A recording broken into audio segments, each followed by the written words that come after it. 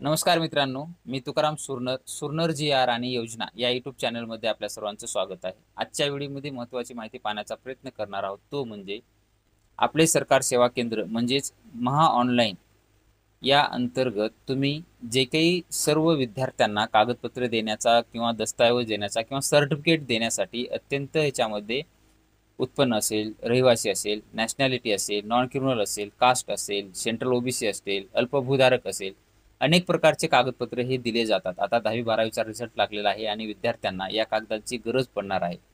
पडत असताना जे काही नवीन आपले सरकार सेवा केंद्र असतील किंवा महा ऑनलाईन सेवा केंद्रवाले असतील त्यांच्यासाठी हा व्हिडिओ अत्यंत महत्त्वाचा ठरणार आहे. तर आजच्या व्हिडिओमध्ये आपण माहिती पाहणार आहोत की हे जे काही दाखले आहेत ते आपण उत्पन्न असेल, नॅशनॅलिटी असेल, हे दाखले कशा पद्धतीने काढायचे ते सविस्तर माहिती आजच्या व्हिडिओमध्ये आपण पाहण्याचा प्रयत्न करणार आहोत. तर चला आजच्या व्हिडिओला सुरुवात करूया. यासाठी प्रथम तुम्हाला गुगलमध्ये जायचं आहे आणि महा ऑनलाईन लॉग इन किंवा महा ऑनलाईन एवढं जरी सर्च केलात तर तुम्हाला तुमचं जे काय महा ऑनलाईन लॉग इनचं असेल ते महा ऑनलाईन लॉग इन लिंक येईल, त्यावरती तुम्ही क्लिक करून घ्यायचं आहे.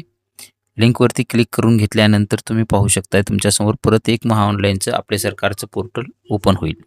त्यानंतर तुम्ही तुमचं इथं व्हीएलई लॉग इन जे असेल त्याच्यामध्ये तुमचा मेल आय डी जो काय असेल, लॉग इन आय डी जो असेल तुमचा, तो लॉग इन आय डी तुम्ही इथं टाकून घ्यायचा आहे.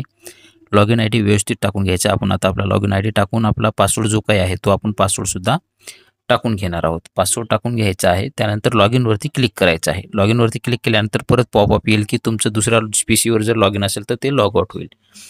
त्यानंतर तुमच्यासमोर हे तुमचं लॉग इन ओपन झालेलं आहे. तर आज आपण नॅशनॅलिटी कशी काढायची ते पाहणार आहोत. तर इथं सर्च बॉक्समध्ये तुम्हाला एज असं सर्च करायचं आहे. एज सर्च केल्यानंतर तुमच्यासमोर इथं दाखवलं जाईल. त्याच्यानंतर एज, नॅशनॅलिटी अँड डोमासाईल असं दाखवलं जाईल. इथं मराठी आहे तर आपल्याला नॅशनॅलिटी ही इंग्लिशमध्येच काढावी लागते, त्यामुळे आपण इथं इंग्लिश सर्च करून घेणार आहोत. इंग्लिश करून घेतल्याच्यानंतरही इंग्लिशमध्ये सर्व झालेलं आहे. त्यानंतर कंटिन्यू पुढे करायचं आहे. त्यानंतर इथे तुम्हाला सर्वप्रथम इथं नाव दाखवलं जाईल. त्याच्यामध्ये तुमचं जे काही प्रिफिक्स असेल ते श्री, श्रीमती असेल ते घ्यायचं आहे. त्यानंतर त्यांचं ज्यांची काढायची आहे त्यांची इथं आपण संपूर्ण नाव टाकून घेणार आहोत. किंवा तुम्ही जर अर्जदार वडिलांना करत असाल तर वडिलांचं इथं पूर्ण आडनाव टाकून आडनाव आणि आडनाव वडिलांचं टाकून घ्यायचं आहे. जर मुलगा 18 वर्षाच्या पुढचा असेल तर स्वतःच्या नावाने सुद्धा काढू शकता. त्याच्यानंतर मराठीमध्ये नाव ऑटोमॅटिक येऊन जाईल. नंतर त्यांच्या वडिलाचं नाव इथं टाकून घ्यायचं आहे. नाव इथं टाकून घेतल्याच्यानंतर पुढे मराठीमध्ये जर नाव येत नसतील तर तुम्ही गुगल ट्रान्सलेटचा वापर करून सुद्धा मराठीमधले तिथे नावं टाकू शकता. त्यानंतर त्यांची वडिलांची जे काही जन्मतारीख असेल ती जन्मतारीख इथं टाकून घ्यायची आहे. जन्मतारीख टाकल्याच्यानंतर तिथं एज ऑटोमॅटिकली त्यांचं आलं जाईल. त्यानंतर त्यांचं जे काही मेल फिमेल असेल ते सिलेक्ट करून घ्यायचं आहे. त्यानंतर त्यांचं व्यवसाय ऑक्युपेशन ऑर्डर असेल तर मोबाईल नंबर टाकून घ्यायचा आहे. त्यानंतर खाली त्यांचा जो काही पत्ता असेल तो पत्ता इथं तुम्हाला टाकून घ्यायचा आहे.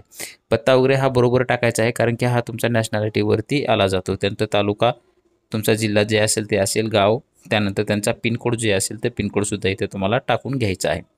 त्यानंतर तुम्ही इथं जे आहे ते त्या ॲड्रेसवरती कधीपासून राहता, तुमचं जे काही वर्ष असेल जन्मवर्ष ते तुम्हाला तिथे टाकून घ्यायचं आहे. माहिती व्यवस्थित भरत राहा, कारण की चुकल्यानंतर तुम्हाला सर्टिफिकेट परत काढावं लागेल. त्यानंतर ज्यांच्यासाठी पाहिजे त्यांचं जे काय असेल तर ते किती वर्षापासून इथं राहतात त्या ॲड्रेसवरती जे काही त्यांचंही असेल तर त्याच्यावरती तुमचा काय जन्मवर्ष असेल तरीपासून तुमचे आतापर्यंत एक नॉर्मली 54 वर्ष होतात. आणि महाराष्ट्रामध्ये किती वर्ष, कमीत कमी 15 वर्षाच्या वर राहिलेलं असणं गरजेचंच आहे.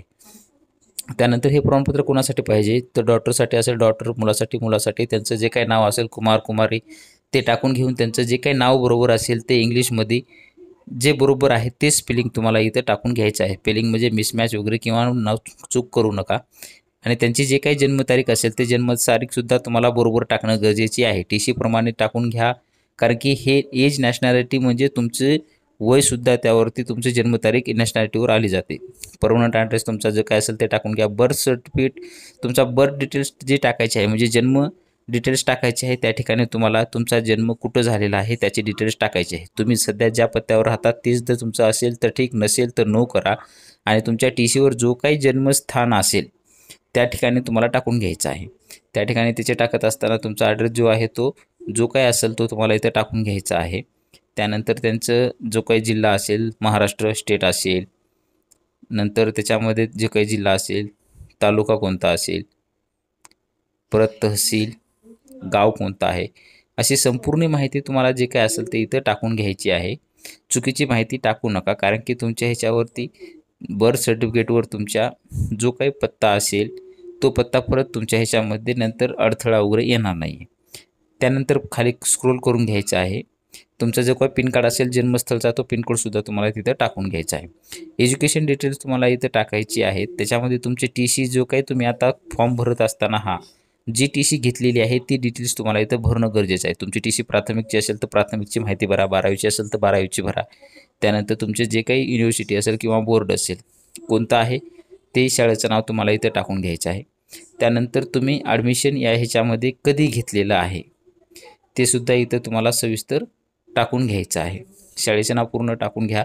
त्यानंतर तुमचं जे काही प्रवेश वर्ष म्हणजे ॲडमिशन इयर कोणतं आहे ते टाकायचं आहे. परत लिव्हिंग इयर म्हणजे शाळा सोडलेला कोणतं वर्ष आहे ते, आणि ठिकाण शाळेचं कुठं आहे ते तुम्हाला इथं टाकायचं आहे.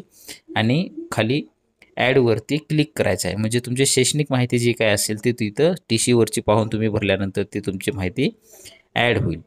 ॲड झाल्याच्या नंतर तुम्हाला परत खाली जे काय असेल तर तुम्ही दुसऱ्या राज्यामध्ये आहात का नाही, परत तुम्ही दुसऱ्या जिल्ह्यामध्ये कुठं ह्याचा लाभ घेत आहात का त्यावर सुद्धा नाही करायचं आहे. आणि तुम्हाला हे सर्टिफिकेट कशासाठी पाहिजे तर एज्युकेशन डिटेल्ससाठी पाहिजे असेल, एज्युकेशन किंवा अदर तुम्हाला कशासाठी पाहिजे असेल तर त्यावर क्लिक करून चेकबॉक्सवरती क्लिक करून घ्यायचं आहे.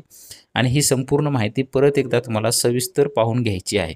मराठीमध्ये जर नावं नसतील तर तुम्ही जे गुगल ट्रान्सलेटचा म्हणल्याप्रमाणे गुगल ट्रान्सलेटचा वापर करू शकता आणि ते नाव तुम्ही मराठीमधले व्यवस्थित तिथं टाकू शकता. आणि कधी साईटला जर प्रॉब्लेम नसेल किंवा व्यवस्थित असेल तर तिथं ऑटोमॅटिकली मराठी नावं आलेली असतात. आपल्याला सध्या आलेले नाहीत म्हणून आपण हे ट्रान्सलेट करून घेतलेले आहेत. त्यानंतर खाली संपूर्ण माहिती चेक करून घेतल्याच्या नंतर खाली तुम्हाला सबमिटवरती क्लिक करायचं आहे. माहिती चेक करून घ्या व्यवस्थित. आणि ज्यांचं काढायचं आहे मुलाचं त्यांचं नाव मग तर अवश्य चेक करून घ्या. वडिलांच्या नावात थोडा फरक झाला तर काय तेवढा फरक नाही पडणार, पण त्यांची जन्मतारीख व ज्यांचं पाहिजे त्याच्यावरती व्यवस्थित करून घ्या. नंतर प्रोसीड करून करायचं आहे. आणि त्यानंतर तुम्हाला जे काही कागदपत्र अपलोड करायचे आहेत ते आता कागदपत्र इथं आपल्याला अपलोड करायचे आहेत. त्यामध्ये तुमचं महत्त्वाचे जर कागद पाहिलं तर ज्यांचं काढायचं आहे नॅशनॅलिटी त्यांचं आधार कार्ड आणि त्यांची TC हे असणं अत्यंत गरजेचं आहे. त्यानंतर वडिलांचं आधार कार्ड, मतदान कार्ड, राशन कार्ड आणि त्यांचं स्वघोषणापत्र, फोटो एवढं असणं गरजेचं आहे. आता आपण संपूर्ण इथं कागदपत्र अपलोड करून घेत आहोत. आधार कार्ड वडिलांचं केलं, परत आपण ज्यांचं बेनिफिशियरी आहे त्यांचंसुद्धा आपण इथं आधार कार्ड करत आहोत. बेनिफिशियरीची इथं नाव नसताना तुम्ही ऑदर घेऊ शकता. ऑदरमध्ये घेऊन इथं UID फॉर बेनिफिशियरी असं सुद्धा करून ते डॉक्युमेंट ॲड करू शकता. त्यानंतर आता आपण वोटर ID सुद्धा वडिलांची ही करणार आहोत. ह्याच्यामध्ये इथं आपण सर्च करून घ्यायचं आहे वोटर ID कुठं आहे.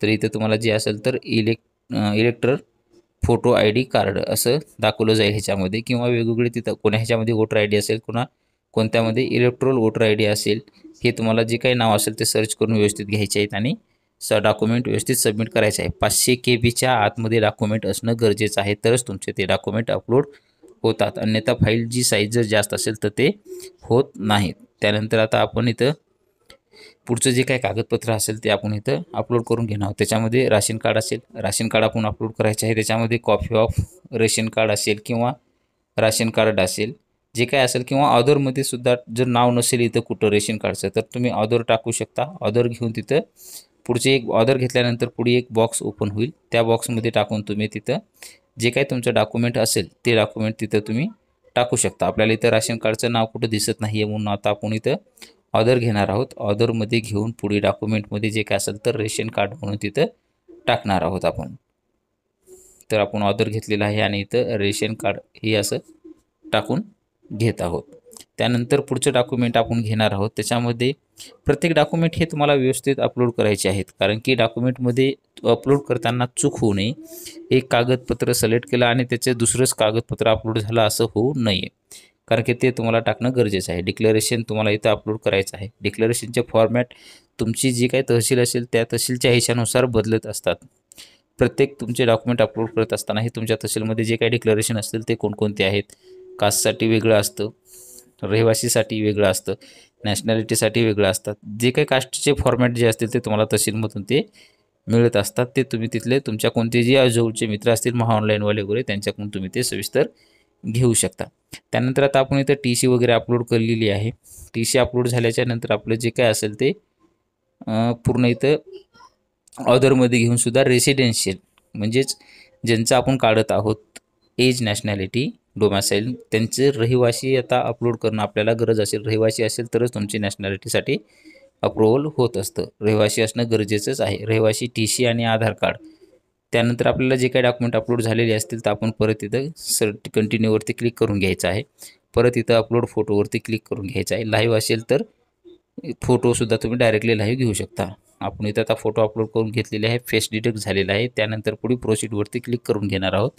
प्रोसीडवरती क्लिक केल्यानंतर तुम्हाला पे नाववरती क्लिक करायचं आहे. तुमचा जो काही महाऑनलाईनचा लॉग इन ID असेल तोच तुमचा पासवर्ड असतो किंवा वेगळासुद्धा असू शकतो. तुमचा जे असेल ते तुम्हाला टाकून घ्यायचं आहे. प्रिंट तुमची जी काही पावतीची प्रिंट असेल ते तुम्ही घेऊन ठेवू शकता आणि तुम्हाला ते भविष्यातसुद्धा नॅशनॅलिटीची डाउनलोड करण्यासाठी तुम्हाला ती तारीख कोणती आहे ती सुद्धा तुम्हाला कळण्यासाठी मदत होऊ शकते. अशा पद्धतीनं तुमचे जे काही डॉक्युमेंट असेल ते तुम्ही काढू शकता. आज आपण एज, नॅशनॅलिटी अँड डोमॅसाईल कसं काढायचं हे पाहिलेलं आहे. अशा पद्धतीने तुम्ही तुमचे कागदपत्र जे काय असतील ते विद्यार्थ्यांना काढून देऊ शकता. अशा पद्धतीचे एक छोटंसं अपडेट आपण पाहण्याचा प्रयत्न केलेला आहे. असेच नवीन व्हिडिओ आपल्या चॅनलवरती येत असतात. तुम्ही जे या चॅनलवरती नवीन असाल तर आपल्या चॅनलला सबस्क्राईब करून बाजूचे बेल आयकॉन दाबून लाईक करायला मात्र विसरू नका, जेणेकरून व्हिडिओ अपलोड करतात तुमची माहिती तुमच्यापर्यंत पोहोचवली जाईल. भेटूया नवीन माहितीसह नवीन व्हिडिओमध्ये. धन्यवाद.